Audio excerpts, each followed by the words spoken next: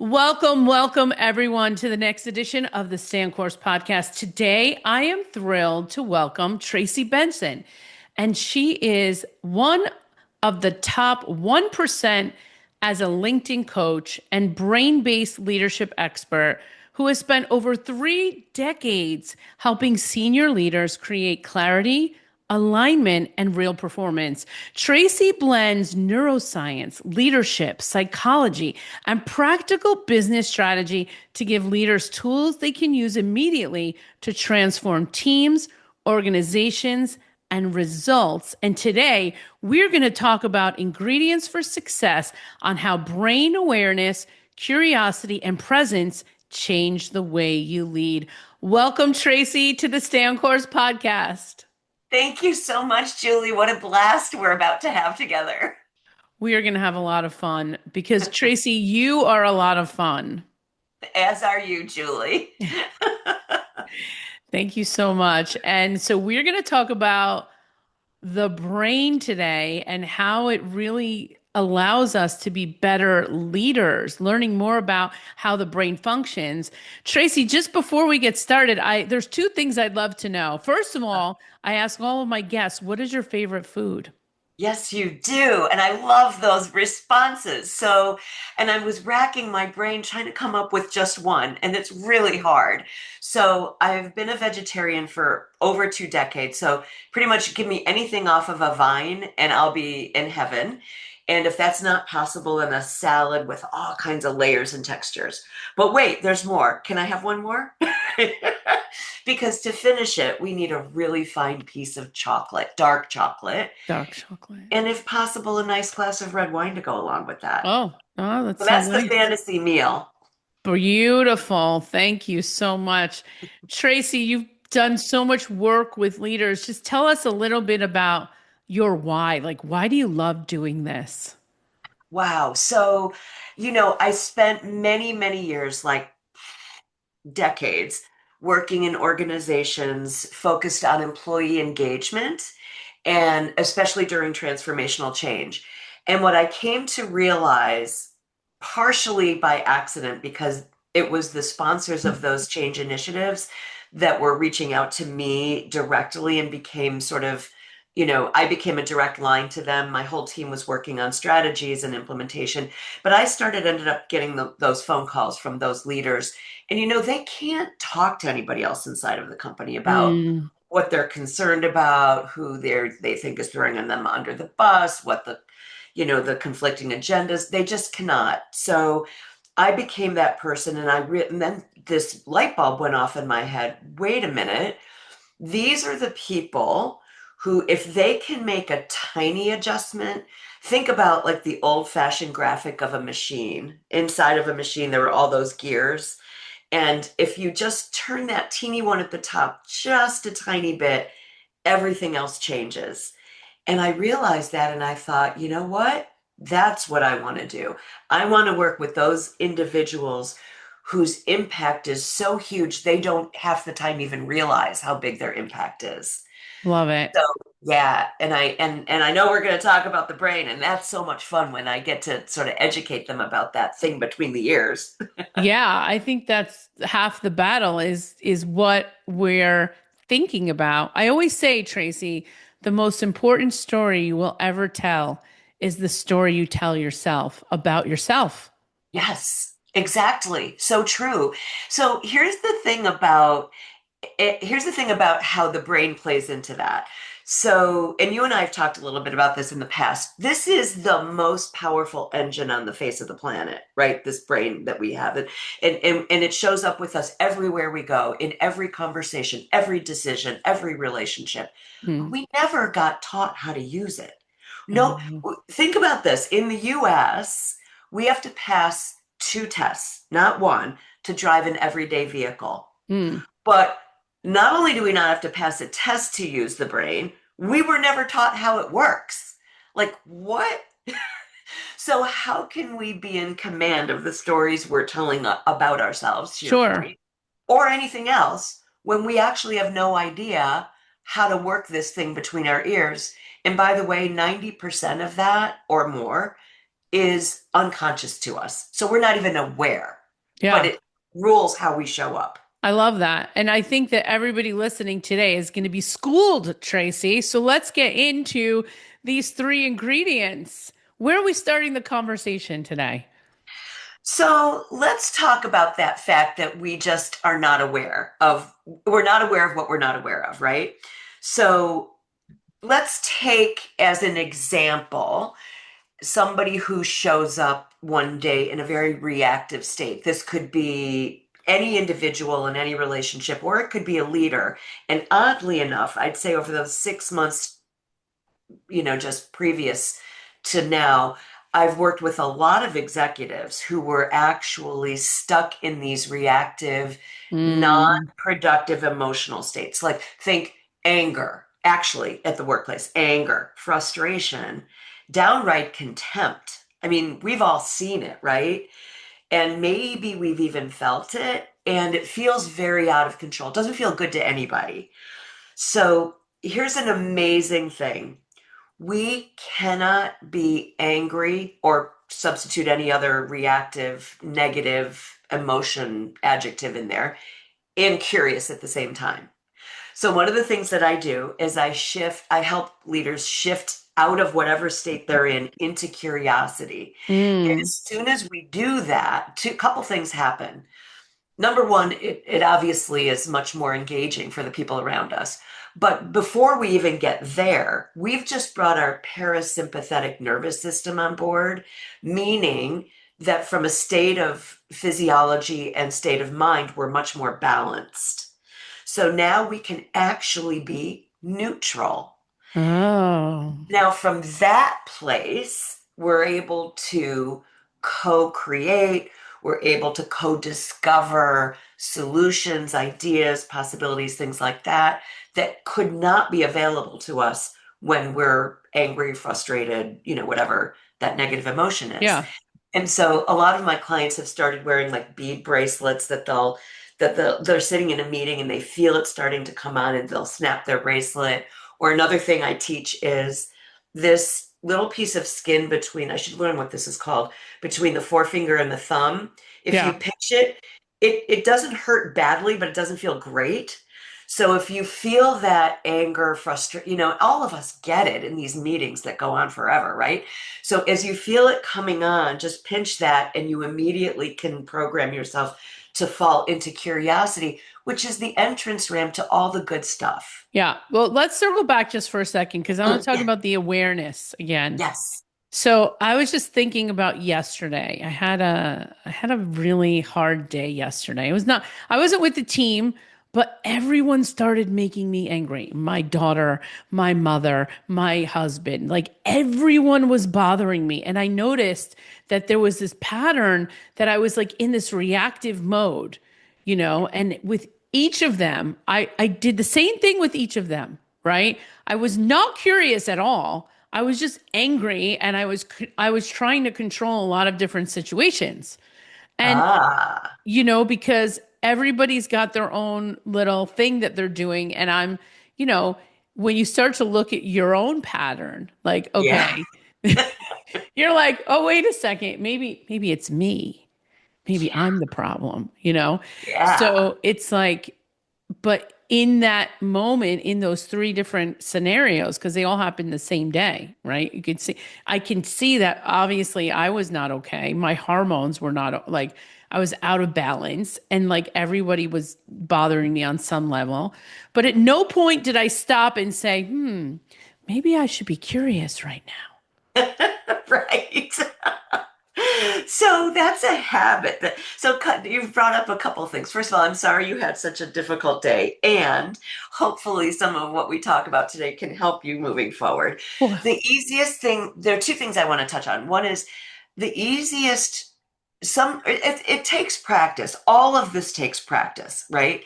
It's not like tomorrow all of the sudden you're going to instantly turn on all these tools that you now have. You have to use them to be able to actually start to make them automatic.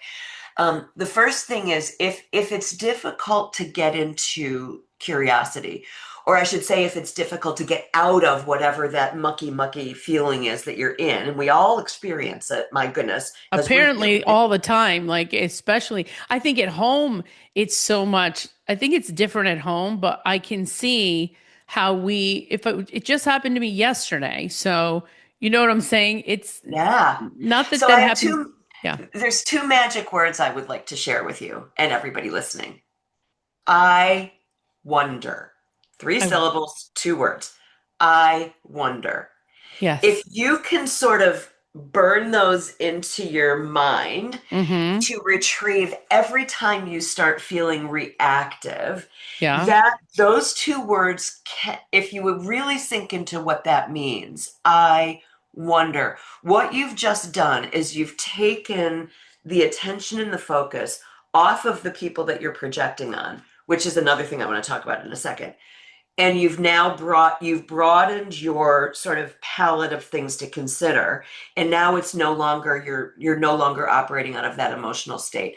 I wonder immediately takes you out of that negative emotional state. Wow. Isn't that crazy? Like, think about it. Think about, like, go back to that day that you had yesterday. Go back to any one of those moments. And if in the middle of all of that, you could have said, or you had you had within reach those two words, I wonder, doesn't that just take you out of it?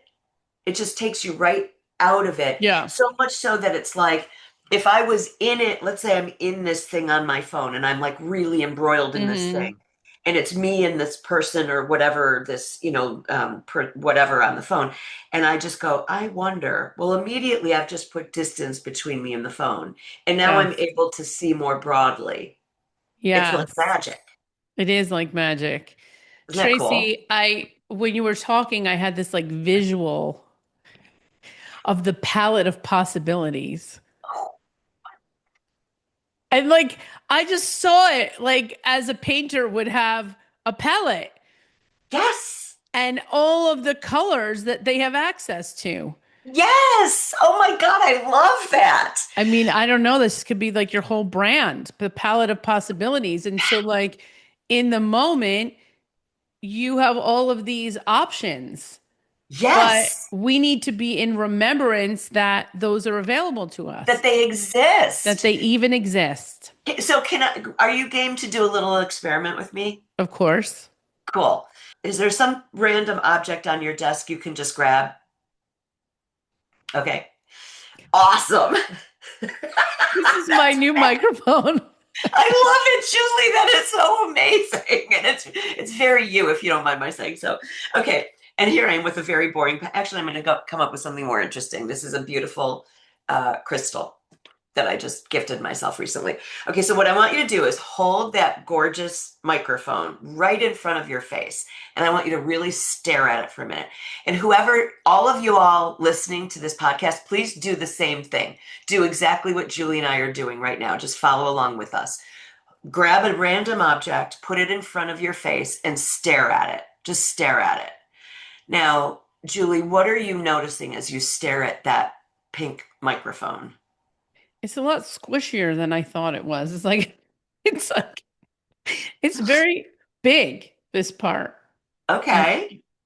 Cool. So there's a you're lot. noticing a lot of details about it. What other details are you Well, noticing? I noticed that there's like different textures here because there's like the texture of this, the texture of this. Like I can feel that it has a multiple different textures and that on one side here is flat, this other side is round. Like I don't think I noticed all these details before. Super. All right. So now stretch your arm, keep the microphone in your hand, but stretch your arm out as far as you can so that now this microphone is a little further away from you, and just kind of keep looking at it, but also look around a little bit so you're seeing other things as well. And now what are you noticing? Just that it looks smaller when it's What? further away. So let me explain what we just did. And Uh-huh. for those of you listening, I'm really hoping that you did this too. Where when we had the object really close to our face, this is called foveal view, meaning this is all we see. How many of us walk around throughout an entire day being in foveal view about a problem, even a project or an initiative, something, right? So when we're up close like this, up close and personal with our thing, our problem, our issue, our challenge, we know everything there is to know about it, or a lot of things to know about it, because we're examining it in great detail. But what we completely lose sight of is everything else. That's when we broaden our view to include the peripheral. That's where all the ideas and solutions and magic is. That's where all the possibilities are. Mm, When we get so obsessively focused on one thing that's in front of us, which all humans do all the time, we just yeah. don't know we're doing it. It's as though we've put blackout curtains around all the other possibilities and all the possible solutions to the problem. So I actually over the weekend did this. I'm in the middle of a conflict with somebody that's we're finding it difficult to find resolution. And I recognize that both of us have gotten pretty dug into our position. So I went out with a friend of mine who has gone through all this training with me and loves this stuff as much as I do. And I said, I need you to help me back away from my problem because I know there are things that I can see about this that I'm not seeing on my own. Yeah. And that's another trick. It often requires another person to help us do that because we can't see the label on the jar from inside the jar. Because we're too close to it. That's right. I That's so right. so when I went like this and it became smaller, that was what you wanted me to say? It Well, just I want became to, anything would have been fine. Like you could have said it became smaller. You could have said it became less, I was less focused on it and I started seeing other things. Oh, All of okay. those are true. All of Well, those are true. to me, it just became smaller. Everything just became smaller the whole item became smaller when I gave it like that space. And so if the item had been a problem, what would have been the effect of it becoming smaller for you? Yeah, I wouldn't be as obsessed with it. Like Exactly. it wouldn't be like the only thing I was thinking about. It would be small. It would be like one of the 100 other things I was thinking about. And you would have been able to allow in some of those other ideas or Yeah. solutions. Or have you ever noticed how you're working on something and you're really racking your brain to get it right and to get it right and to get it right, and it's just not happening for whatever reason? And then, of course, either you end the day and go, have dinner, or you wake up the next morning, you take a shower, whatever it is, and all of a sudden it just poof. The Yeah. solution, the magic ingredient just pops right in. It's Sure. because we're not focused on it, because we've expanded our vision. And think Mm, about like in the workplace, managers, leaders, employees, we do this all day long. We just like get so obsessed by this one thing that we're losing the ability to bring in all the yeah. other ideas and Yeah. creativity. And that's the thing. It's like we need to pivot and do a different activity. We're so like focused on like, oh, I got to sit here at my computer or I got to be on a call or whatever. Sometimes the act of taking a walk, Yes. the act of doing something different. One thing that I was talking about to someone the other day is like, if you want to go to a place and really get a different perspective, go to a modern art museum. Ooh, fun. And I'm like, well, because I spent a little bit of time when I was traveling through Europe going to art museums. And I was at the time working at a pharmaceutical company, and everything is so rigid. Everything is so process driven, and everyone wants to be innovative, but they want to have process, and so nobody really wants to be innovative. And so I go and I walk around this art museum, and it was like the best hour of my like probably existence because I'm looking at the art and I'm thinking, oh my God, what were they thinking? Yes, exactly. What was going through the brain of this artist as they're painting this thing that like I can't even consume because I have no idea what they're thinking. I don't know what it is, and it was just like such an interesting activity. I was taking notes, about my reaction to what was That's so happening. cool. And it's in those moments where we do something totally different that we come up with inspiration. 100%. 100%. I love that you did that. And I love that you're recommending doing that. And it reminds me, I live in a town that has a lot of art galleries, and I love going to those galleries. And occasionally they'll have what they call an art walk, where all the galleries stay open late. And a lot of times the exhibiting artist is there to talk about their work and so on. But what I love doing is I literally, and people probably think I'm nuts, but I really don't care. I'll walk really close up to the piece of art on the wall or on the, if it's a piece of sculpture, I'll just walk up really, really close to see what details pull me in. What is it that I'm noticing? Then Mm. I very deliberately walk way back and look at it and just to understand and observe how different it looks from far away versus right up close. I don't know if I've been doing that since I learned about foveal versus peripheral view or not, or if I always did that. But I just find it fascinating because there's just no question that you see things differently from different vantage points. Yeah, I actually think absolutely. that might come from my upbringing as a dancer.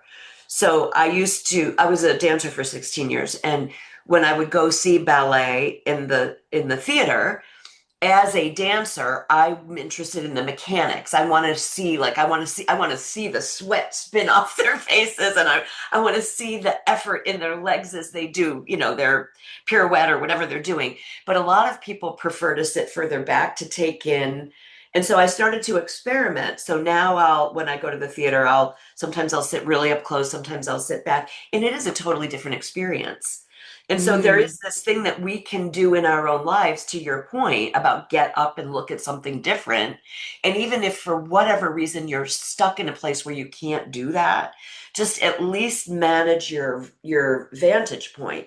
Yeah. Like go real close and see what you see, and then go way back Yeah, and see right. what I you see. love that. That's awesome. Isn't that fun? Yes. Well, I love this whole conversation about the ingredients for success. I think we have one other ingredient. So we talked about awareness, recognizing that what drives our behavior and thoughts is and reactions is underneath the conscious, like the Yes. subconscious. Like we don't even understand that it's there. And then we talked about curiosity. And so, what else should we know about this? What else do we need to know? How do we bring it all Yes. together? Okay. I think that I let's do one more fun thing if you're game. Okay. So I work all the tools that I use with clients and all the teaching that I do. It's super practical. I know this can sound a little esoteric, but I always bring it down to things that we can do differently in our lives. So we have underneath our conscious awareness somewhere around 50 what are called meta programs, and they're content free in the sense all they really are is mental shortcuts. They allow our brain to be more efficient, but they also run how we show up and how we think about things. So let's say you and I'm going to do one with the two of us, and everybody else who's listening, please think this through for yourselves as well. Answer the question similarly. So Julie, if you and I decided to do something this weekend and we agreed that we were going to meet up at noon on Saturday, let's say, would you show up at 12 or a quarter to 12? Or would you show up at 12:15 or later? I would try to show up like at least 5 minutes early. Okay. You would try to, or you really would. So I you would, would, I really would. I would either be there at like 5 to 12 or 12. I would most likely be on time. okay, super. Who in your life do you have this conflict with? Who's the one, and you don't have to name the person, but just like nod when you have identified the person who consistently shows up at 12:15. And is there a big challenge that you both, or you particularly, feel that's incredibly disrespectful? Yeah. So, everybody listening, I know you're either the person that shows up on time or there's somebody in your life who shows up routinely late. So, this is one of 50 meta programs. Okay. And here's what happens: we assign meaning to the way that people behave when there's actually no meaning associated with it. Like the person in your life and the person in my life who shows up at 12:15, they're not trying to make you incredibly irritated. They're not trying to disrespect you. In fact, they're not thinking about that at all. So it's just a difference in the way that our brains work. So, for example, a person who is on time tends to really prefer organized environments and linear to-do lists and also have a high need for closure. The people who are routinely showing up late prefer an open environment of possibilities. They tend to be probably pretty creative, and they will fight you on closure till they're blue in the face. Like they're the ones at a meeting who we've just made a decision and they're going to go, but wait a minute, we haven't thought about this. And they're not trying to throw a wrench in the works, even though it really can feel like that to the people who are more time focused. It's simply a different way that their meta program works. So I do this in relationships and in groups and in teams all of the time. Once we realize that there's no meaning, nobody's trying to be disrespectful. It's just a different way that our brain works. One, we can start to tweak how we show up with each other. And we might even also tweak how we behave around that particular meta program. So again, it always comes right back around full circle to that awareness. Under, Awareness.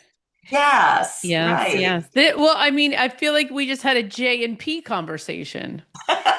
Yes, exactly. Do you know what I'm talking about? I do. I All right. totally do. And a lot of the meta programs are actually based on Myers-Briggs, or I should Oh, say Myers-Briggs incorporates a lot of, but not all the meta oh, that programs makes for it so sure. easy. I don't know if you know this, but I worked for the Myers-Briggs company for like a year and a half. Yes, I knew that. I'd forgotten, but I did Yeah, know that. yeah. That's funny. So when you were talking, and it's funny too, because a lot of the people in my personal life, I know we're talking about business, but it's the ones in your personal life that are usually the late ones. Oh So yeah. Yes. there's there's a specific grouping of people. But yeah, it totally is frustrating when you're dealing with somebody whose preference is different than yours, and you do get angry and assign meaning to the fact that, like, how can they be this way? There must be Yeah. something wrong with them. There's a lot of Yes. judgment that you can have. That's right. Yeah, Exactly. yeah, Exactly. yeah, but It's I, very freeing to let go of that judgment I and to know, but recognize. yes, it is freeing, but they really need to be on time. Well, here's the thing. Now you can actually have an informed conversation about it. Yeah, You can say to these people, "Hey, I know that you're wired differently when it comes to time. You know I'm wired differently when it comes to time. What can we agree on here? How can we flex this?" yeah, Like if you're going to be more than 5 minutes late, I really need you to let me know that. yeah. Or as one of my teachers actually said, for those of you who have a relationship with time that's much looser, the bus leaves at 9. You will either be on it or not on it. That is your choice. It's true. Well, I mean, there it goes. You're either going to be on the bus, you're not going to be on the bus. And And there that are those situations. That's fine. exactly. I remember this from when I was a kid. My sister missed the bus for something. We made fun of her for like 5 years because she missed the bus. The bus left. Yes, the The bus does bus, leave. it does. The It bus is leaves. not It's going to wait. it's not waiting for you. They're not All of waiting. us who have missed airplanes know that the flight doesn't wait for us. Oh my God. It was drilled into my head, I think, when I was a kid that if you're not 5 minutes early, you're late. Yes. Yes. So it's so interesting. Um, so Tracy, what else? Is there anything else you want to discuss as Yeah, far as an ingredient? I would love to. So you mentioned earlier the rough day that you had yesterday, and you mentioned all these people that you were, and my word, not yours. You were basically projecting on these people. So this wasn't even a concept I was planning to talk about today, but it's so fundamental that I just really think all of us deserve to understand this. So when we have a judgment of somebody else, no matter whether it's negative or positive, but it's much easier to understand this concept in the context of a negative judgment. So let's say you were going to decide that that person was disrespectful. What that really is, it's a Carl Jung concept called perception is projection, and it's as though our brain is a movie theater projector projecting onto the other person who's the screen what's inside of us. So take a behavior, any behavior, and we are projecting onto that person The idea is we can't actually see in another person what's not already inside of us. So what is the learning here, the insight here is whenever, and I'll give you a funny example in a minute, but whenever we're feeling particularly triggered, this is really useful when you're thinking about somebody that really triggers you. Think about what is it specifically that's triggering about that person. Think really go, talk, think to yourself or even journal, what are the qualities and characteristics that are really, really irritating about that person? Then think about what are the emotions that those qualities and characteristics bring up for us, for you. And then think about, okay, where in my life do I do that? Or where in my life does that exist? So I'm going to give you just a quick example. I was at a 3 week long training, intense, probably one of the most intense trainings I ever did, in California. I was flying back to New York to JFK, which is like a crazy airport. If anybody listening has ever been there, it's just lots of stuff going on. Exhausted. I was just wiped out going to the escalator leading down to baggage. So the whole flight full of people are gathering at the top of this escalator. So there's a big crowd. Yeah. And I'm wondering why are we not moving? I'm thinking my son is picking me up. Oh my God, he's gonna have to like circle around the airport 5 times because they're not going to let him wait for me, blah, blah, blah. And all of this is in my mind. And I see a guy by the head of the escalator with his phone like this and his bag behind him. And he was just standing still. And the first thought was, oh my God, are you kidding me? What a jerk. And then all of the sudden, I flipped into, wow, I bet you this is his first time ever in New York. And I don't remember whether I thought this or I actually said it out loud. I hope your video goes viral. So, what happened for me was my old programming that I'd worked so hard to release and disintegrate had me going through life being as small as possible, not an inconvenience to anybody, as accommodating as I possibly could for everybody else. So me not even being in the picture. So when I saw the guy completely blocking the traffic to the baggage, I immediately thought jerk, because that's what I would have been if I had called attention to myself earlier in my life based on my Um, programming. But because I've done the work that I've done, I realized, oh, that's not at all what's happening. He's right. like having the maybe one of the most exciting moments of his life right now.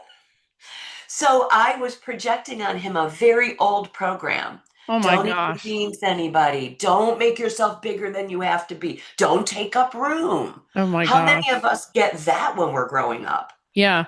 I so now now that you told me that story, I feel like I need my own therapy moment because I'm thinking about what you just said and what I'm wondering like what would my programming be? Because I know that I was triggered by my mother and my daughter. Okay, interesting. And I'm triggered by them because I feel responsible for both of them because my mother's elderly. I think there's like a dementia starting in and she's not really thinking clearly. And so there's a real divide between us because I'm now having to be the mother. So now I'm having to be the mother to my mother and the mother to my daughter. And I feel very responsible, but the two of them do not want me to mother them. And Oh, interesting. all I want to do is make sure they're safe and not hurt and Right. like nothing bad happens. It's all in good intention, Of course. but they are resisting my help or my care completely. It's like they're the same person, the two of them. And now I not only have to deal with one, I have to deal with two. And it's like I'm talking to the same person.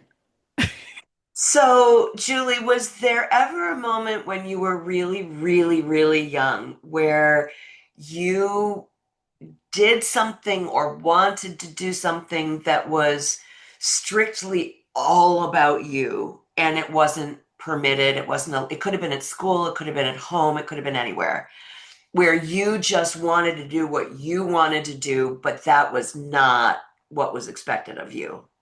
I guess so. I can think of one time. I'm sure there's multiple, but yeah, yeah, I guess so. Yes. So you got the message then, which became part of your unconscious programming that, and I'm going to use my words, but if we were really doing this for real, I would Yeah. be pulling your words out of you because your words are more meaningful for you than my words are for you. But you basically got, just for illustration, you got the message that that behavior is selfish, self-centered. It's not taking anybody else into consideration, and how dare you? Hmm. And so, if that were to happen in a nanosecond, what our brain is so amazingly brilliant. Our brain decides, ooh, I can't do that anymore because that's selfish and that's not going to get me what I need in this situation. In this situation, I need love and I need support and so I'm going to do what I was just told, which is not to focus on myself. So what happens is year after year after year of living that program, and there's a lot of them, not just the one, we get to be 30, 40, 50, 60, whatever we are. And that program is so firmly built that it takes some work to dismantle it. And so your automatic is taking responsibility for your mother and your daughter, and maybe others. Oh, Is that ringing a yeah. bell for you? It's interesting. It's an interesting perspective. It's like nothing I would have thought of. Like I literally would not have come to that conclusion that I am doing that because of that reason, but it's possible. I wonder, Or Tracy. I wonder. Yes, yes. Mission accomplished. I wonder in the palette of possibilities. I wonder. And it could be something completely different, but there's definitely some reason you feel compelled to take responsibility for them. And by the way, mothers, especially for daughters, mothers and daughters are super. When my mom passed away, and I got up to do the eulogy. My brothers and I were doing it together, but when it was my turn, I stood up and they were standing behind me. And the first line out of my mouth was, mothers and daughters, very complicated. And I could feel one of my brothers going, oh my God, where is she going to go with? Yeah, it's a super complicated. Tracy, this has been an amazing conversation. Where can my audience find out more about you? Awesome, Julie. I've had so much fun with you as I always do. LinkedIn is the best way to find the most up-to-date information on me. So it's Tracy Benson on LinkedIn. And if anybody would like a complimentary tool for doing that thing that we did, like the foveal versus the peripheral, just DM me anything. But if you want to say expand or whatever, I'm happy to send that tool along. It's really very powerful. And LinkedIn's where you'll find all the updates as well. So I thank you. love it, Tracy. Well, thank you so much for being a guest on the Stay on Course podcast. It has been so much fun, Julie. Thank you so much for having me.